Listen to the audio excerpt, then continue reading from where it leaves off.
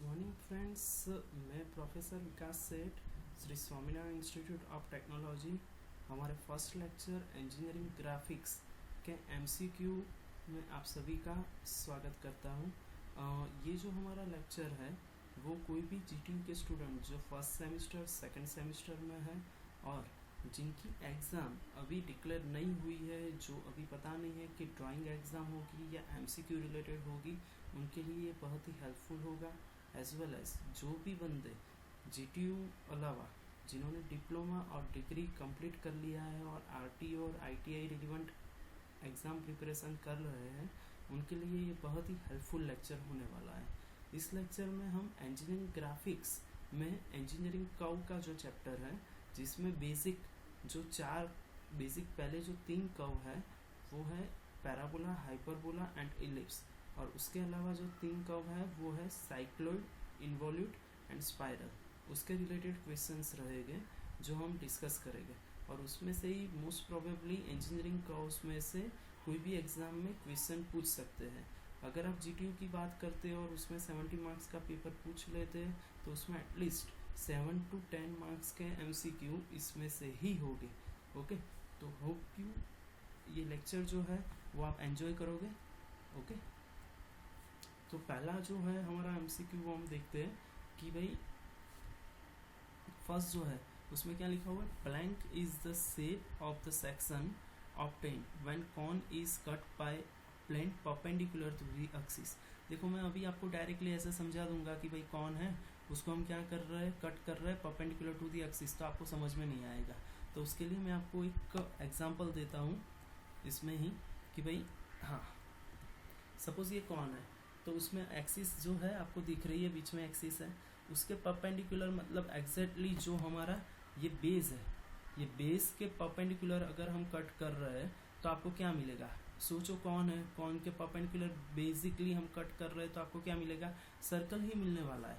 100% क्या मिलेगा आपको, सर्कल ही मिलेगा। ओके, तो पहला जो हमारा एमसीक्यू था वो था कि blank shape of the section obtained when cone is cut by a plane perpendicular to the axis, तो क्या होगा, सर्कल होगा। एक्सिस के परपेंडिकुलर मतलब बेस के पैरेलल, इसमें देखो एक्सिस के परपेंडिकुलर भी लिखा है, उसमें अगर शायद चेंज करके क्या लिखते, बेस के पैरेलल कट हो रहा है, राइट, तो उसमें आएगा सर्कल। डन। ओके, चलो सेकंड एमसीक्यू देखते हैं कि blank is the shape of the section obtained when cone is cut by a plane incline to the axis.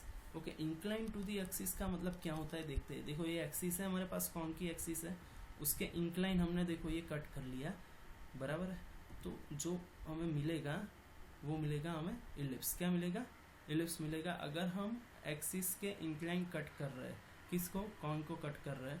Okay, इसमें हम ऐसे भी बोल सकते हैं कि भाई सेक्शन प्लेन जो है वो थ्रू दी जनरेटर पास हो रहा है। तो जनरेटर क्या होता है, ये कौन के लिए ये जो दो है वो जनरेटर हम बोलते हैं, और थ्रू दी जनरेटर मतलब उसको कट करके निकल रहा है, जनरेटर को क्या कट करके निकल रहा है, तो आपको क्या मिलेगा, 100% क्या मिलेगा, इलिप्स ही मिलने वाला है। डन। तो वहां पे जो ऑप्शन आएगा वो क्या आएगा, इलिप्स। ओके, उसके बाद में थर्ड जो है हमारा क्वेश्चन वो है blank is the shape of the section obtained when cone is cut plane passing through the apex of the base. देखो ये भी थोड़ा ट्रिकी क्वेश्चन है। इसमें क्या बोला हुआ है कि भाई ये जो है एपेक्स, उसमें से हमारा प्लेन जो है वो पास हो रहा है।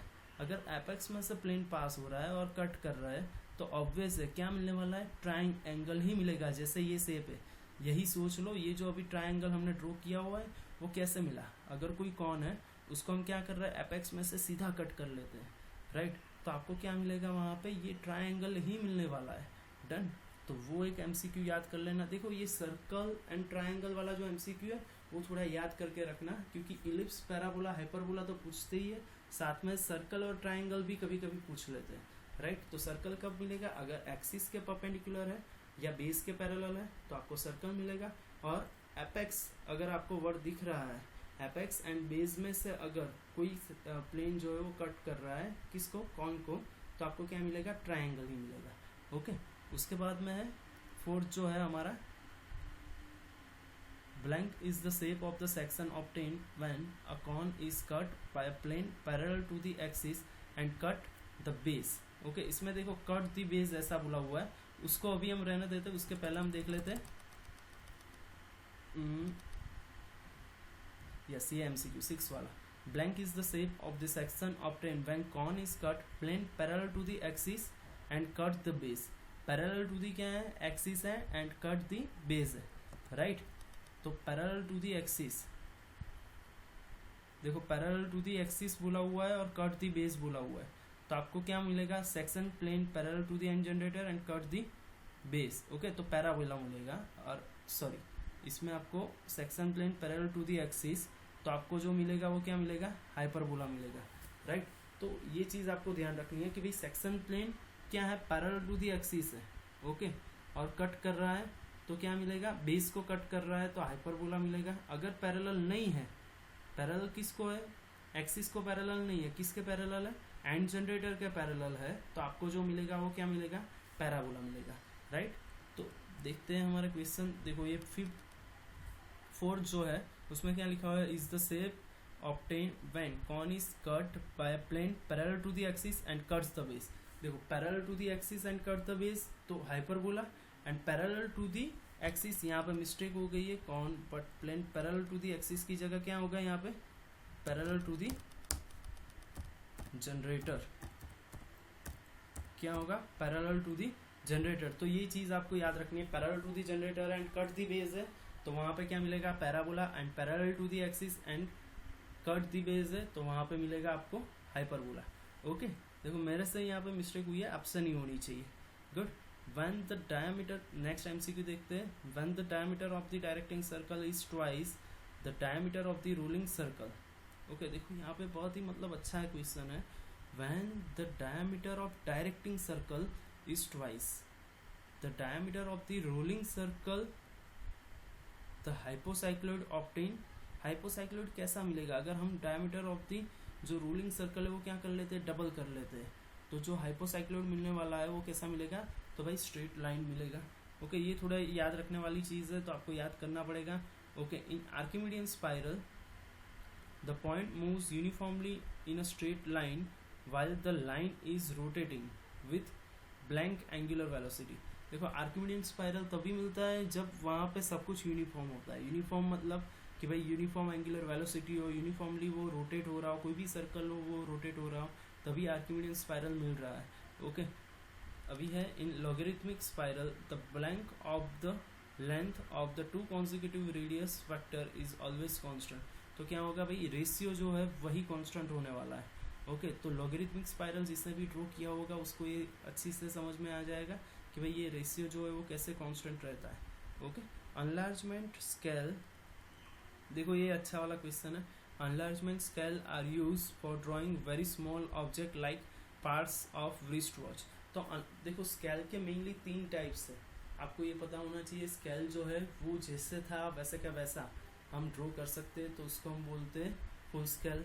ओके, उसके बाद में जो रहता है वो है अनलार्ज स्केल, और उसके बाद में जो रहता है वो रिड्यूस स्केल। तो अनलार्ज स्केल कब यूज़ करते हैं, कोई छोटे पार्ट्स हो जिसको हमें ड्रॉ करना है, बट उसकी साइज जो है वो हम क्या करते हैं, बड़ी करके ड्रॉ करते हैं। जैसे रिस्ट वॉच के पार्ट है, जिसके पार्ट जो है वो बहुत ही छोटे रहते हैं, उसको अगर हमें ड्रॉ करना है तो उसके लिए स्केल जो है वो क्या करना पड़े, बड़ा ही करना पड़े।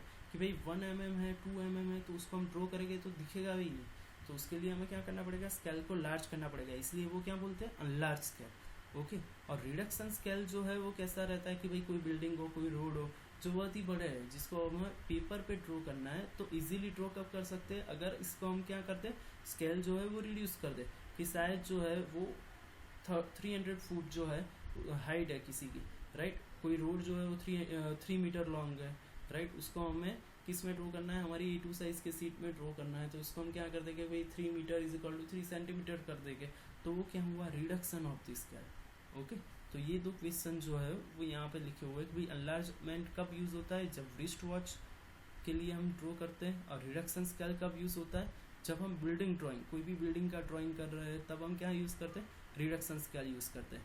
अभी देखो प्लेन स्केल मतलब जैसा है वैसे का वैसे, commonly use to measure the linear dimension, right. और डायगोनल स्केल कब यूज़ करते हैं, देखो मैंने आगे लेक्चर भी रखे हैं plain scale and diagonal scale के। तो डायगोनल स्केल जो है वो बेसिकली एक साथ आपको 3 जो है डायमेंशन दिखाने हो, राइट। जैसे मैप के है, राइट, किसी चीज़ का एक्यूरेट डायमेंशन 0.001 तक जाना है आपको, तो डायगोनल स्केल यूज़ करना पड़ेगा, उसमें आप प्लेन स्केल यूज़ नहीं कर सकते यूज़। ओके, तो diagonal scale commonly use to measure the linear dimension in maps accurately. Clear हो? तो ये 12 MCQ आपके क्लियर होने चाहिए। उसके बाद में हमारा 13 MCQ, what is mean by conic section. Conic section का मतलब क्या है? तो कोई भी कॉन को हम क्या कर रहे हैं, कट कर रहे हैं डिफरेंट एंगल्स से, बराबर, डिफरेंट प्लेस से, तो उसको हम क्या बोलते हैं, conic section. Okay, conic section कौन से हो सकते हैं, हमने देखा कि भाई कौन से हो सकते हैं, सर्कल है, इलिप्स है, पैराबोला है, हाइपरबोला है, उसके साथ में क्या है, ट्राइंगल। ओके, ये भी हमने देखा। ओके, तो ये सारे शेप जो है वो हम यूज़ कर सकते हैं। अभी देखो इन्वॉल्यूट, ये नया सेक्शन है। इन्वॉल्यूट चीज़ क्या है वो आपको पता होनी चाहिए। तो an involute is a spiral curve generated by a point on a cord or a thread as it unwinds from around the polygon or a circle. देखो ऐसा ज़रूरी नहीं है कि भाई सर्कल हो, बट ये एक एग्जाम्पल है। कोई भी सर्कल है, उस पर हमने क्या किया हुआ है, एक थ्रेड जो है उसको लपेटा हुआ है, उसको वाउंड किया हुआ है। अगर हम उसको क्या कर रहे हैं, अनवाउंड कर रहे हैं, तो वो जो अनवाउंड हो रहा है थ्रेड, उसका जो एंड पॉइंट है वो एक कर्व जनरेट करेगा, उसको हम क्या बोलते हैं, इन्वॉल्यूट। देखो ये सर्कल का एग्जाम्पल इसलिए लिया कि आप इजीली एज्यूम कर पाओ। सर्कल की जगह वहाँ पे कोई भी पॉलीगॉन हो सकता है, पेंटागन हो सकता है, हेक्सागन हो सकता है। It is the mixing of pentagon and circle, it is the mixing of hexagon and circle, कोई भी हो। बट अगर थ्रेड जो है वो अगर हम अनवाउंड करते हैं या वाउंड करते हैं, तो जो भी कर्व जनरेट होता है उसको हम क्या बोलते हैं, अनइन्वॉल्यूट बोलते हैं, राइट। तो इसको आप याद कर लो। ओके, आर्किमिडियन स्पाइरल जो है वो क्या है, an Archimedean spiral is a plane curve generated by a point moving uniformly along a straight line. देखो मैंने एक इंसेक्ट का एग्जांपल दिया था, जब लास्ट लेक्चर मैंने लिया था, लास्ट जो वीडियो था उसमें इंसेक्ट का एग्जांपल मैंने दिया था कि कोई एक इंसेक्ट है, पर्टिकुलर डिस्क है, उसके एक एंड पर है, डिस्क जो है वो यूनिफॉर्मली क्या हो रही है, रोटेट हो रही है, और वो एक छोर से दूसरे छोर पर क्या कर रहा है, मूव कर रहा है, राइट। तो मतलब वो एक पॉइंट से दूसरे एंड, मतलब एक एंड, सर्कल का एक एंड है, उसके दूसरे एंड तक जाना है उसको।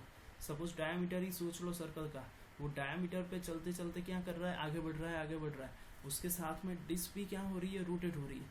तो उस इंसेक्ट थ्रू जो होगा कर्व जनरेट, जो भी कर्व जनरेट होगा उसको हम बोलते हैं आर्किमिडियन स्पाइरल, राइट। तो देखो आर्किमिडियन स्पाइरल जो है उसको ट्विस्ट करके कैसे भी पूछ सकते हैं एमसीक्यू में।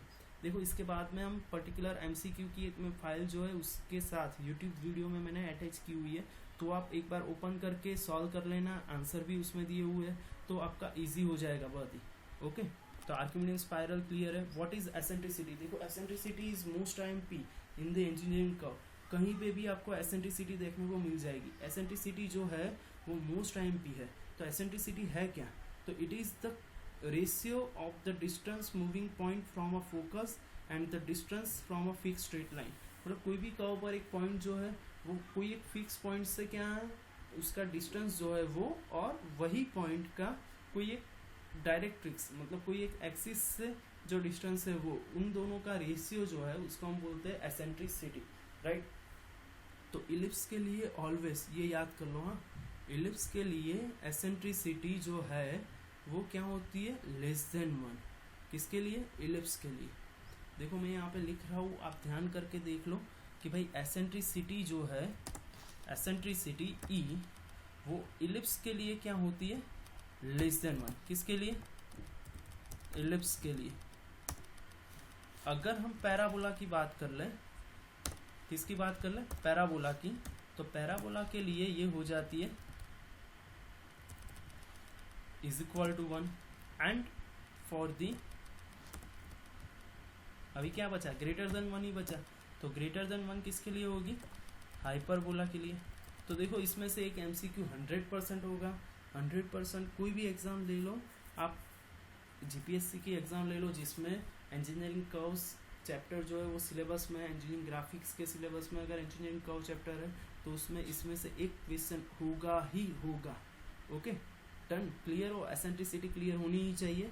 अगर ये क्लियर है तो हम आगे बढ़ते हैं नेक्स्ट 18 नंबर हमारा जो क्वेश्चन है उस पर। Okay, parabolic curve shape is use to construct arch and bridge. Okay, arch and bridge अगर आपको कंस्ट्रक्ट करना है तो हम पैराबोलिक का यूज़ करेंगे। जैसे वो पैराबोला के लिए एक एग्जांपल हमने लिया था कि कोई बॉल जो है वो अगर हम थ्रो कर रहे हैं तो वहाँ पे पैराबोला जनरेट होगा। देखो अभी ये है साइक्लोइड, इपीसाइक्लोइड एंड हाइपोसाइक्लोइड। तो साइक्लोइड में देखो ये तीन कर्व जो है वो मेन है, साइक्लोइड, इपीसाइक्लोइड एंड हाइपोसाइक्लोइड। तो साइक्लोइड जो है वो कैसे जनरेट होता है, सपोज कोई सर्कल है, उस पर कोई पॉइंट हम एज्यूम कर लेते हैं और वो जो सर्कल है वो पर्टिकुलर स्ट्रेट लाइन पे क्या करता है, रोटेट करना शुरू करता है। वो रोटेट करके एक पूरा रिवोल्यूशन कंप्लीट करता है। तो वो पर्टिकुलर पॉइंट जो हमने एज्यूम किया था वो जो कर्व जनरेट करता है उसको हम बोलते हैं साइक्लोइड, राइट। सपोज आप कोई एक टायर सोच लो जो पर्टिकुलर एक प्लेन सरफेस के पे रोटेट कर रहा है। तो उस टायर पे सपोज हमने कोई एक पॉइंट मार्क किया हुआ है, तो वो जो पॉइंट जो है वो कर्व जनरेट करेगा, उसको हम बोलते हैं साइक्लोइड। कब, जब स्ट्रेट लाइन पे सर्कल रोटेट करता है। ओके, अगर यही सर्कल कोई एक डायरेक्टिंग सर्कल के आउटसाइड रोटेट करता है, किसके, डायरेक्टिंग सर्कल के आउटसाइड, तो हो जाएगा इपीसाइक्लोइड। और वही सर्कल अगर डायरेक्टिंग सर्कल के इनसाइड रोटेट करता है तो हो जाएगा हाइपोसाइक्लोइड। क्लियर है 100%। तो तीन कर्व हुए, साइक्लोइड, इपीसाइक्लोइड एंड हाइपोसाइक्लोइड। ओके गुड, चलो नेक्स्ट देखते हैं हमारा कर्व का दूसरा पोर्शन कि भाई what is conic and eccentricity of the conic. तो एसेंट्रिसिटी कोई भी हो सकती है भाई, एसेंट्रिसिटी क्या है वो क्लियर है। Okay, classify the conic based on the eccentricity. जैसे मैंने पहले बोला था कि भाई एलिप्स की जो एसेंट्रिसिटी है वो लेस देन 1 है, पैराबोला के लिए इज इक्वल टू 1 है एंड हाइपरबोला के लिए ग्रेटर देन 1 है। ओके, ये ट्रोचॉइड जो है वो रह गया था, इन्फीरियर ट्रोचॉइड, सुपीरियर ट्रोचॉइड क्या है। ओके, तो अगर वही सर्कल जो मैंने आपको टायर बोला था, टायर पर हमने एक पॉइंट एज्यूम किया था और टायर जो है वो स्ट्रेट पथ पे रोटेट हो रहा था। अभी हम कोई पॉइंट है वो टायर पर एज्यूम नहीं कर रहा है, टायर के आउटसाइड एज्यूम कर रहा है, बट इक्वल डिस्टेंस पे। मतलब सपोज कोई टायर है, उसका डायमीटर जो है वो सपोज 300 mm है। ओके, और उसके आउटसाइड 100 mm पे कोई एक दूसरा पॉइंट है। ओके, वो उसके साथ रह के रोटेट कर रहा है। ओके, तो उसकी वजह से जो कर्व जनरेट होगा उसको हम बोलते हैं सुपीरियर ट्रोचॉइड। अगर वही पॉइंट हम इनसाइड ले लें तो वो हो जाता है इन्फीरियर ट्रोचॉइड। ओके, तो सुपीरियर ट्रोचॉइड, इन्फीरियर ट्रोचॉइड आपके लिए क्लियर है। तो ऑलमोस्ट कर्व जो चैप्टर है वो कंप्लीट हो गया है हमारा। तो ये जो वीडियो है आप देख लेना, इसके साथ में मैं एक फाइल जो है वो अटैच कर रहा हूँ स्पेशली एमसीक्यू के रिलेवेंट। ओके, जिसके अंदर ये सारे एमसीक्यू जो है वो कवर हो जाएंगे, तो उसको भी आपको सॉल्व करना है। Okay, so hopes you like it. अगर आपको अच्छा लगता है तो आपके फ्रेंड जो भी जीटीयू में है उनके साथ आप शेयर करिए, जो भी जीपीएससी की प्रिपरेशन कर रहे हैं उनके साथ आप शेयर करिए। Thank you very much.